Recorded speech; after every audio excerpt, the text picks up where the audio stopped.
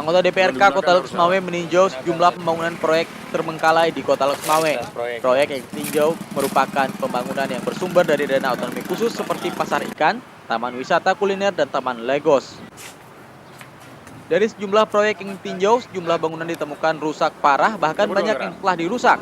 Padahal pembangunan sejumlah proyek ini mencapai puluhan miliar rupiah. Ketua Komisi C DPR Kota Leukersmawe Ishak Ismail mengatakan beberapa bangunan yang bersumber dari dana otonomi khusus mubazir karena selama proyek tersebut rampung hingga kini belum dioperasikan. Menurutnya seharusnya pembangunan yang dilakukan oleh pemerintah dapat bermanfaat bagi masyarakat sekitar.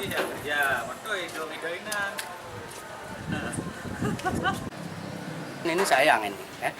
Seharusnya bisa dimanfaatkan, tapi uang yang begitu banyak ditujukan untuk pembangunan ini ternyata sia-sia. Ya. Sebenarnya kalau dialihkan ke tempat yang lain lebih bermanfaat, mungkin sudah dapat dimanfaatkan oleh masyarakat yang membutuhkannya. Dari Kota Leukersmawe, Hidayatullah melaporkan untuk KC Video.